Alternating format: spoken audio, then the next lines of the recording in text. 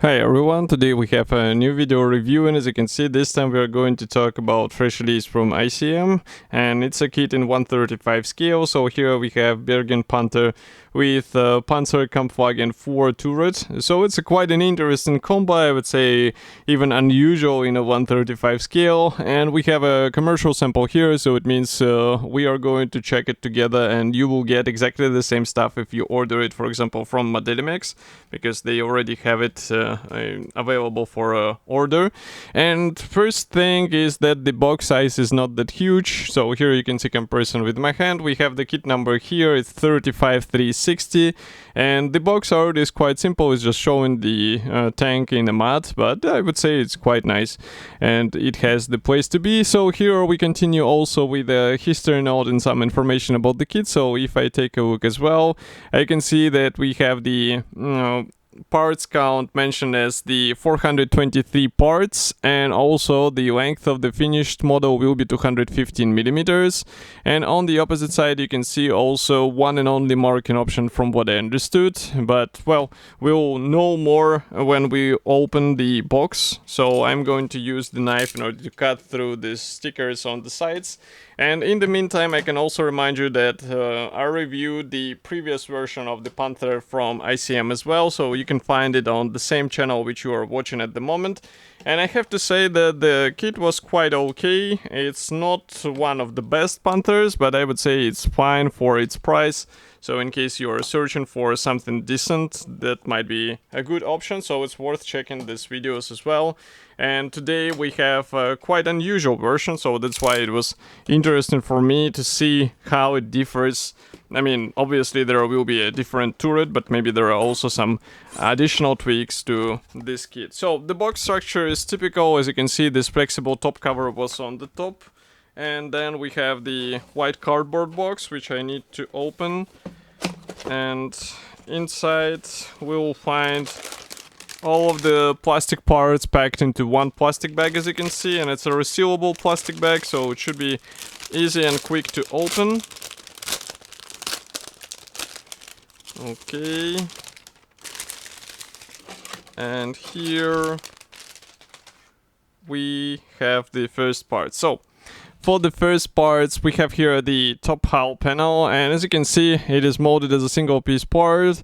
Of course, all of the sketches, and also here we have the whole panel, they are separate. We have also the periscope separate, and if I flip it over, inside you will not find anything, because this is not an interior kit, so that's why we do not have a lot of stuff happening there.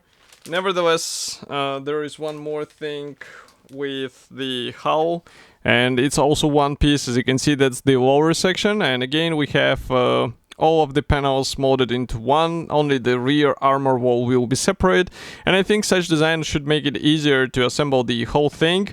And well, the only thing here is that you have to install the suspension elements separately, so be sure to check the alignment of them, because it might backfire, and well, you'll find out really weird position of the tank. And what I'm trying also to show, or what I would like to show, is the fitment of these parts. This is just the dry fitment, that's why I'm trying to hold it in place, but it keeps sliding out. So here you can see how the glacis plate fits with the lower hull section.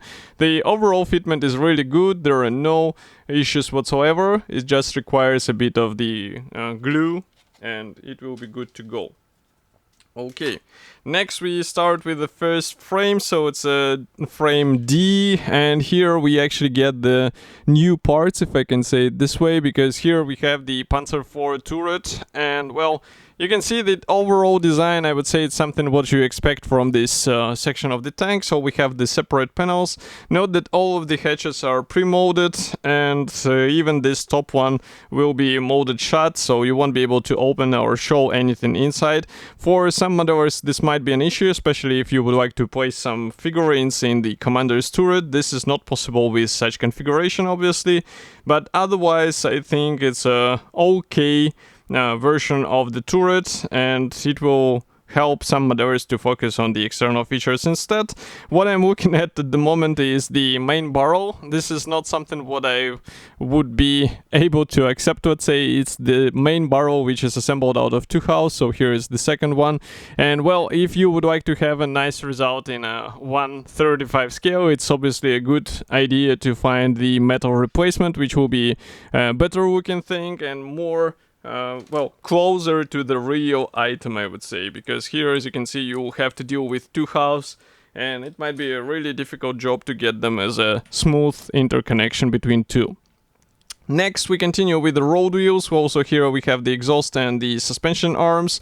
So these separate suspension arms are exactly what I was talking about. You will have to be careful while trying to align them in between on the lower hull section, so be careful with this. And also, if I zoom into this road wheels parts, you can see that we have the pre-molded rivets. We have also the rubber sections in place, and as you can guess, there are no masking templates for road wheels. So in case you would like to have a nice paint finish, you have to get some circular templates in order to get a proper and precise paint work on those parts.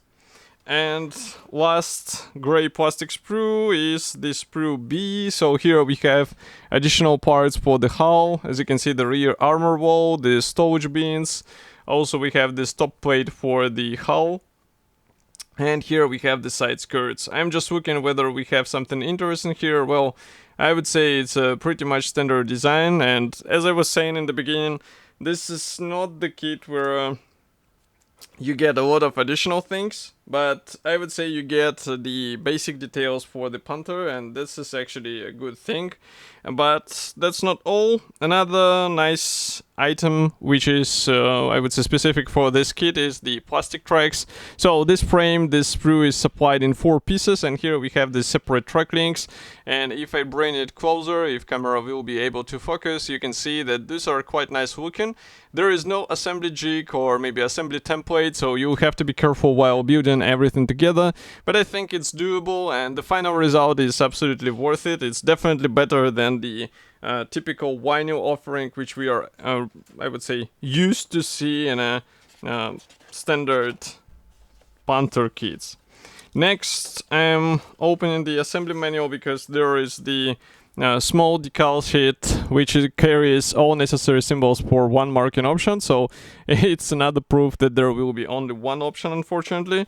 But now I think it's worth checking the assembly manual itself, so I will just close the lenses and zoom out a bit. So here we have the cover printed brochure. We have short history note and technical specifications here, and note that the paints numbers are given in ICM designations. So for this I should mention that there is the whole range of the ICM paints. We have this special brochure in the box, and it's worth trying them out, but well, you have to order it. I would recommend to order it as the special set for this German tank, because this way you will get all of the necessary colors in one box.